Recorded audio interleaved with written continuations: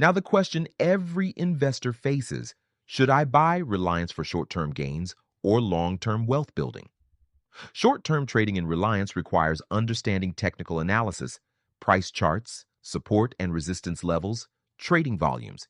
That's a separate topic we'll cover in a future video. For fundamental investors like us, Reliance is a long-term story. The new energy business alone could transform the company's valuation over the next decade. Geo's potential to expand into financial services and digital commerce adds further growth layers. The honest answer, if you're a beginner, Reliance is the kind of stock you buy gradually over time, hold for 5 to 10 years, and let the business growth do the work for you. Not a stock you buy today and sell next month. Always match your investment horizon to your financial goals. Investing money you'll need in 6 months is not investing, it's gambling. So let's summarize what we covered today. 1. Understand the business fully before buying. 2. Check 5 key numbers: revenue, profit, debt, assets, and return on equity. 3. Understand the sector and the company's position within it. 4. Decide your time horizon before investing, not after. This is the framework I use before researching any stock, and now it's yours too. If this video gave you clarity, subscribe to Market Mindset. We post every Tuesday, Thursday, and Saturday. Drop a comment below telling me which stock you want me to analyze next. I read every single one. Remember, this is educational content only. Do your own research and consult a financial advisor before making any investment decisions. See you in the next one. Now let's look at the financial health of the company. There are 5 numbers every investor must check before buying any stock.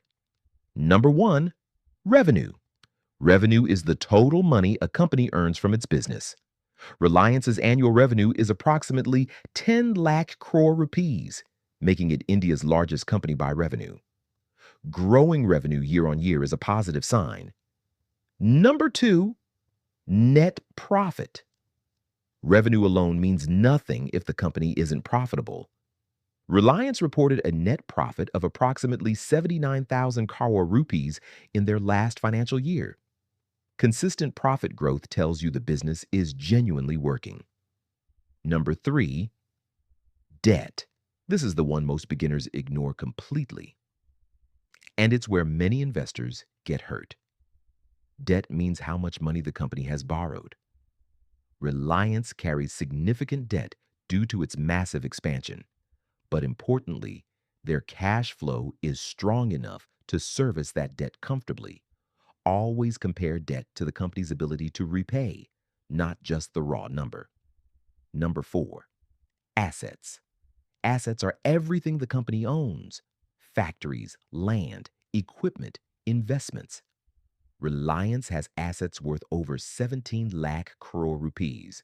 Strong assets give the company stability and borrowing power. Number 5, return on equity. This tells you how efficiently the company uses shareholder money to generate profit. Reliance's ROE is approximately 9 to 10%. Not spectacular, but consistent and improving. Here's the key lesson. Never look at just one number. Look at all 5 together and look at the trend over 3 to 5 years. Is revenue growing? Is profit growing? Is debt being managed? That combination tells the real story. Now we zoom out from the company and look at the sector.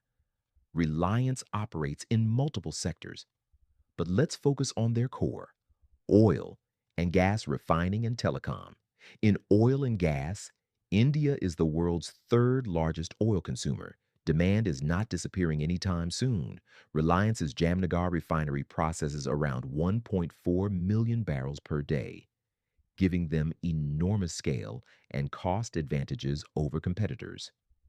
In telecom, Jio controls approximately 50% of India's mobile subscriber market. The next closest competitor is Airtel. This dominant market share creates what investors call a moat, a competitive advantage that's very hard for new players to break through. The sector question you must always ask is this: is this industry growing, stable, or declining? And where does this company sit within that industry? A great company in a declining industry is still a risky investment. Reliance is in multiple growing industries, which adds to its long-term appeal. Most people buy stocks based on tips from friends, news headlines, or just a gut feeling, and most of those people lose money. In the next 10 minutes, I'm going to show you exactly how to research a stock before putting a single rupee into it, using one of India's biggest companies as a live example. Stay till the end because the last point is the one most investors completely miss.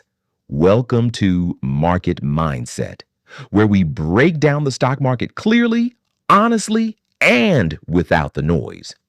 Today, we're looking at Reliance Industries, a company almost every Indian knows by name, but very few actually understand as an investment. Let's change that.